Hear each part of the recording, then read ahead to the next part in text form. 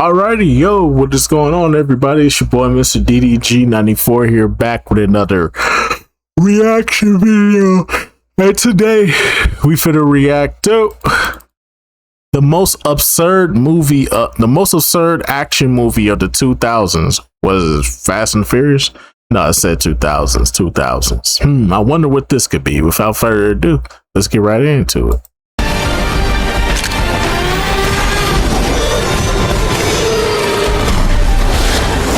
Holy fucking shit. Welcome to Random Movie Reviews. I'm Nathan, and today I'll be talking about Torque.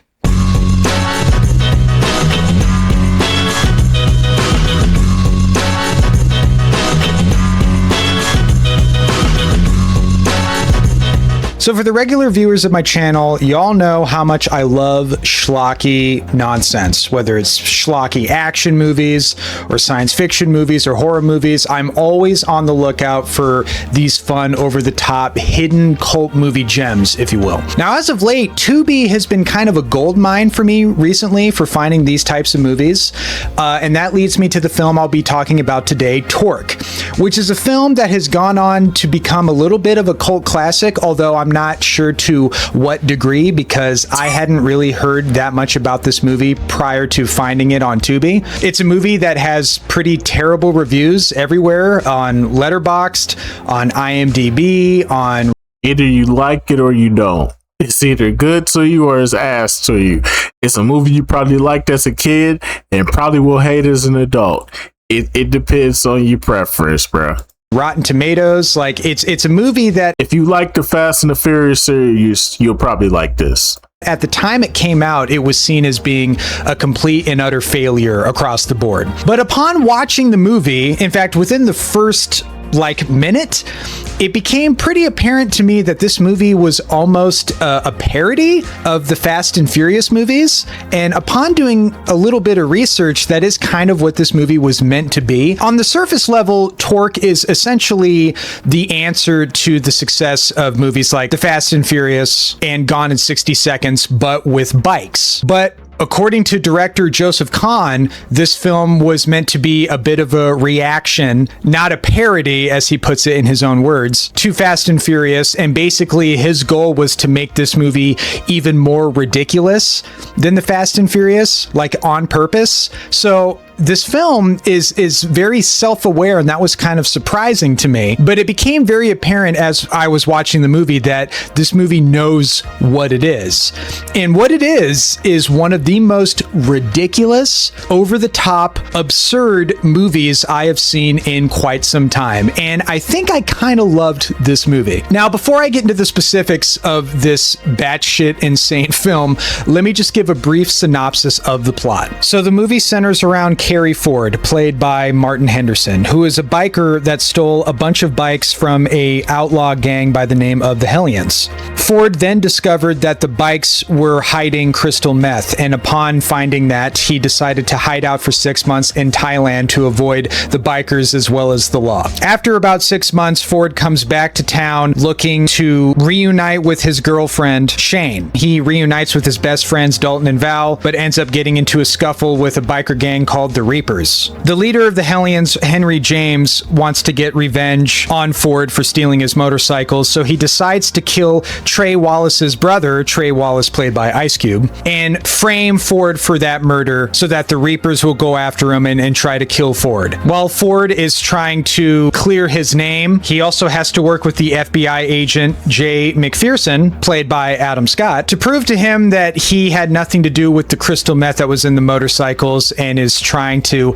help the law arrest Henry James and that Hellions biker gang. We then find out later in the movie that FBI agent Jay McPherson is actually the owner of the crystal meth drugs and is working with the Hellions as a crooked police officer. And so now Ford, his girlfriend Shane, his best friends Dalton and Val all have to work together to get out of the situation alive. So that's basically the plot of Torque in a nutshell. On paper, it sounds very generic, boilerplate type of stuff, but what makes this movie unique is its incredibly over-the-top, cartoonish, comic book type of style. The thing about Torque is that on a technical level, it's actually a pretty well-made movie. Yes, there's some very dated CGI effects in this movie, especially when we get into the final act, which is absolutely fucking bonkers. But it's so hyper-stylized that it's actually kind of unique. It almost looks like the Wachowski Speed Racer movie or something out of Scott Pilgrim versus the World. Like, it's a very deliberate choice, and it stands out in a way that I think is kind of interesting. There are so many great action sequences throughout the movie. Now, first of all, I should mention, this movie is about 80 minutes minus credits, like exactly 80 minutes. This is a very short movie. And within the first minute, we get an insane chase sequence with Ford coming back into town, racing these two Fast and Furious looking cars, driving so fast that he makes the speed sign start spinning to where it spells out "cars suck." And then we get the title card to this movie, which immediately establishes the batshit tone that this movie is going for. And once you get in tune with this movie's particular frequency, it's just kind of impossible not to have fun with it, regardless if you're enjoying it on a so bad it's good level, or you think, hey, this is actually a pretty fun movie. I don't know if this film actually qualifies as being a so bad it's good movie, because everything about it seemed very intentional to me. The tone seemed very intentional. The moments of humor, there's some very intentional humor in this movie that made me laugh out loud. Ford. Heard you was up in Indochina eating sushi and shit.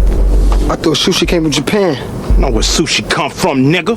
The use of product placement in this movie is so blatant that it feels satirical. There's literally a scene where Ford's girlfriend, Shane, and Jamie Presley are going to fight each other on bikes, and there's a Pepsi sign behind one of them and a Mountain Dew sign behind the other, and it's so blatantly in the shots that it looks like Pepsi and Mountain Dew are fighting for soda supremacy. And that scene is amazing, where they actually the movies had to get that money. They had to get that money in that back, and somehow we'll put Mountain Dew right here and we'll put Pepsi right here. Are you guys cool with that?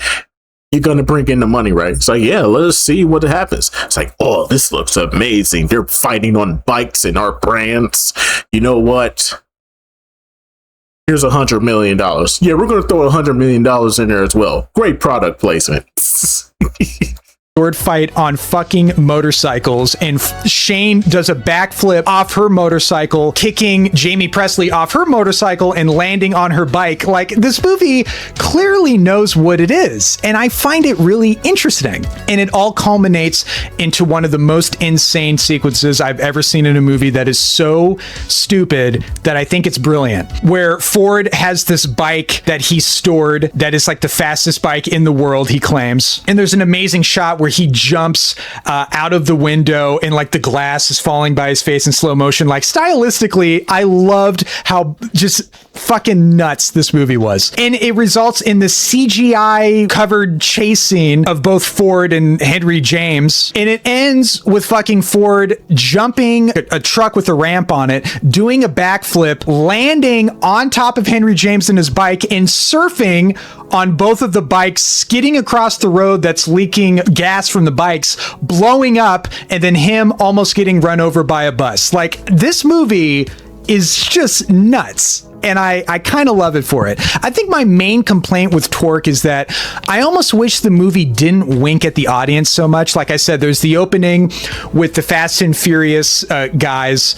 We get the cars suck thing, and he's like, "What is it about guys who drive cars that are such assholes?" And it's like trying too hard to almost be like a diss to the Fast and Furious movies. Which, by the way, when this movie was being made, there was only one Fast and Furious film at the time. Like, this movie came out in 2004, but it was made in 2002. So it's like, this was well before the Fast and Furious franchise became a parody of itself in the later entries.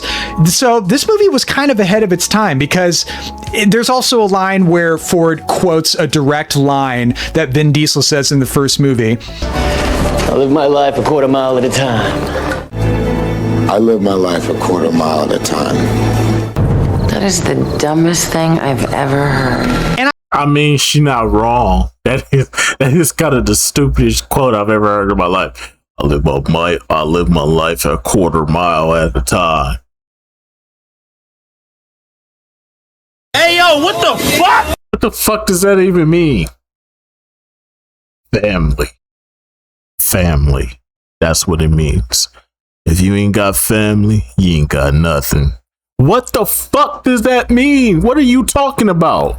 Hey, yo, what the fuck? Hey, man, come get your mans. Your man's wildin', bruh. Out here looking like a bootleg Mr. Clean. Get the fuck out my face. Stupid.